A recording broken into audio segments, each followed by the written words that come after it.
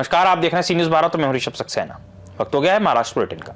Maharashtra bulletin जिसमें हम बात करेंगे महाराष्ट्र के तमाम जिलों से आ रही प्रमुख खबरों की। चलिए शुरू करते हैं खबरों का सिलसिला। भंडारा शहर जो कभी पानी की किल्लत, टूटी सड़कों और आम जनता की परेशानियों जैसी समस्याओं को लेकर सुर्खियों में रहा, वहीं इन चुनौतियों के बीच जयश्री बोरकर एक ऐसा नाम बनकर उभरी हैं जो हर समस्या पर सबसे पहले खड़ी दिखाई देती हैं।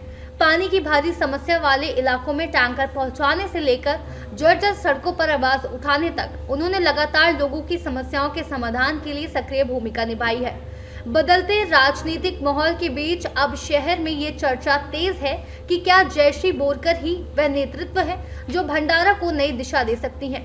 खुद उनका कहना है कि उनका विजन स्पष्ट है, जनता की समस्याओं को समझना और उनका तुरंत समाधान करना, और इसी सोच के साथ शहर के विकास की रूपरेखा तैयार की जा रही है।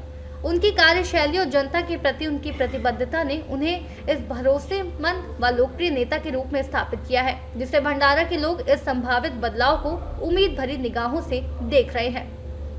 मैं सौ जयश्री रविंद्र बोरकर, मेरे को अभी कांग्रेस पक्ष ने यहाँ के नगराध्यक्ष की सीट जाहिर की है।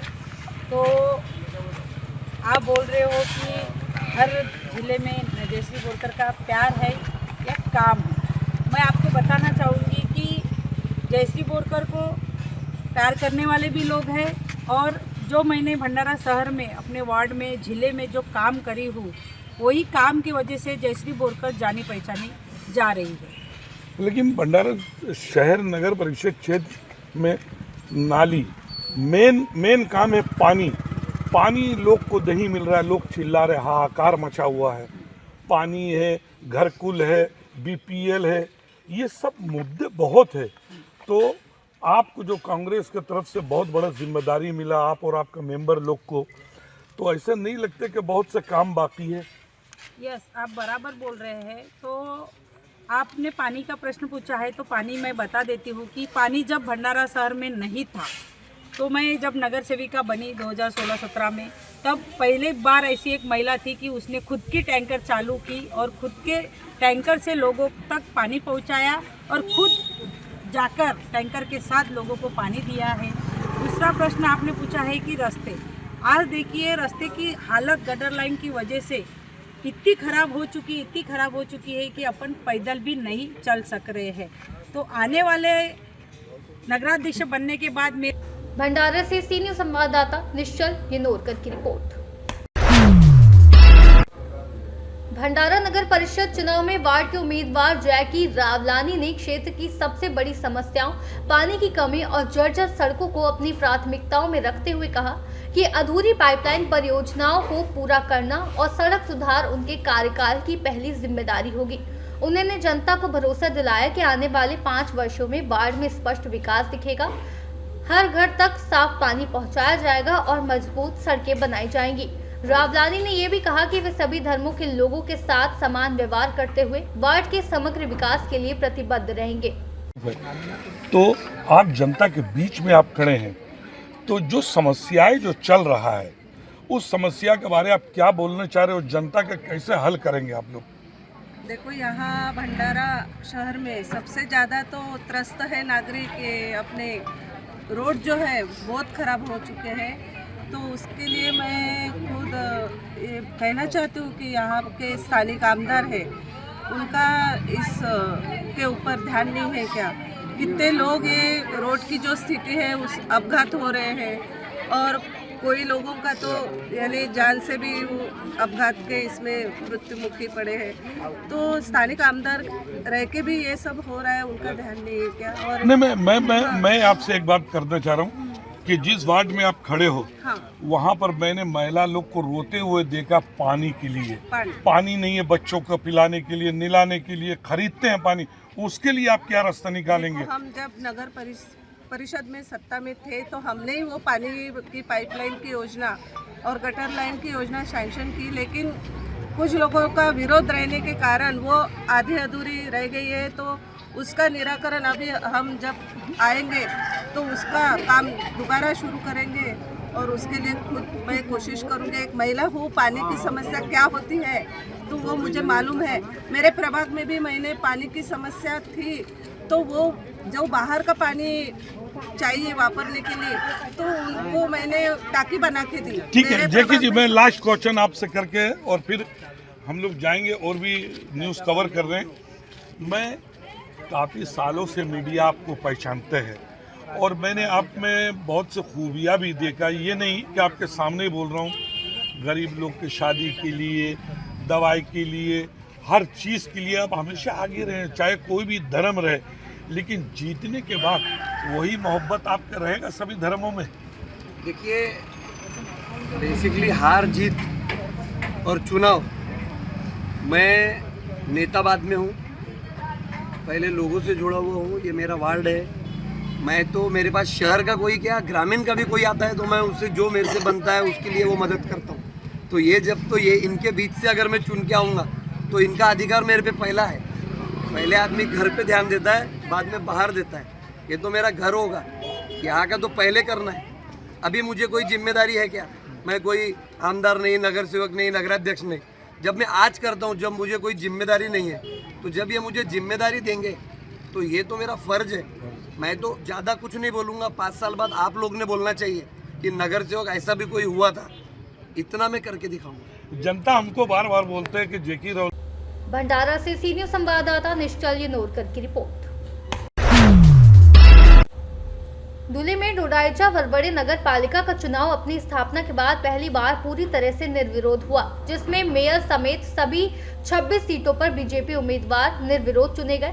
राज्य के मार्केटिंग और प्रोटोकॉल मंत्री जय कुमार रावल ने रणनीतिक कदम उठाते हुए पिछले 40 वर्षों की राजनीतिक लड़ाई को किनारे रखकर डॉक्टर हेमंत देशमुख ग्रुप को बीजेपी में शामिल किया और शुरुआती तौर पर मेयर नयन कुंवरताई रावल सहित 7 सीटों पर बिना किसी विरोध की जीत सुनिश्चित की। नाम वापस लेने के आखिरी दिन सभी अन्य 19 सीटों के उम्मीदवारों ने अपना नाम वापस ले लिया, जिससे कुल 13 वार्डों की सभी 26 सीटें बीजेपी के खाते में चली गई। इस चुनाव में शिवसेना, कांग्रेस, राष्ट्रवादी, MIM, समाजवादी पार्टी और कई निर्दलीय उम्मीदवारों ने मुकाबला करने का प्रयास किया, लेकिन अंतिम क्षण में विरोध समाप्त होने के कारण डोंडाई वरवड़े म्युनिसिपल काउंसिल का चुनाव पहली बार निर्विरोध संपन्न हुआ। काय सांगाल? महाराष्ट्रात ऐतिहासिक निकाल आहे, काय सांगाल?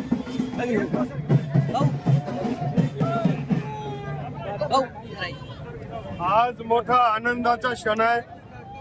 डोंडाईच्या शहरामध्ये, धुळे जिल्ह्यामध्ये ऐतिहासिक क्षण आहे की डोंडाईच्या नगरपालिकेमध्ये नगर अध्यक्ष तर बिनविरोध झालेच होते, पण 26च्या 26 नगरसेवक हे आता बिनविरोध झाले आहेत. 1952 स्थापन झालेली नगरपालिका यांच्या 75 वर्षाच्या इतिहासामध्ये पहिल्यांदाच हा प्रसंग आलेला आहे.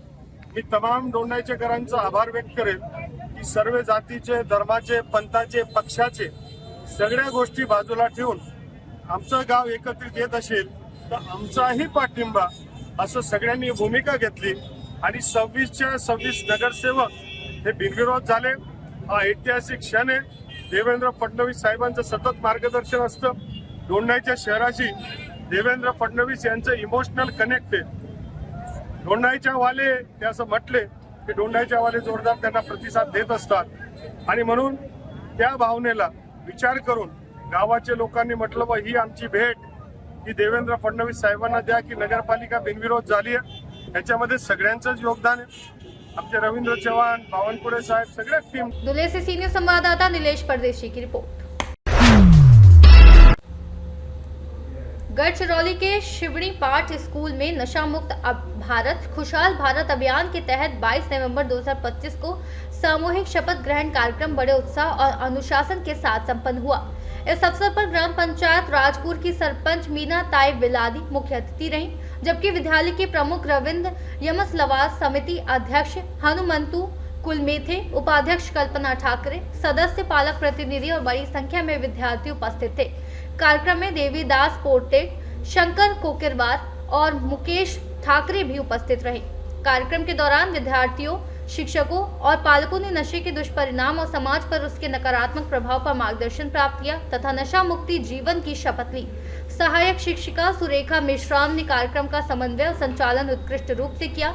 शपथ ग्रहण में सभी ने संकल्प लिया, नशे से दूर रहेंगे, नशा मुक्त समाज बनाएंगे और खुशहाल भारत का निर्माण करेंगे।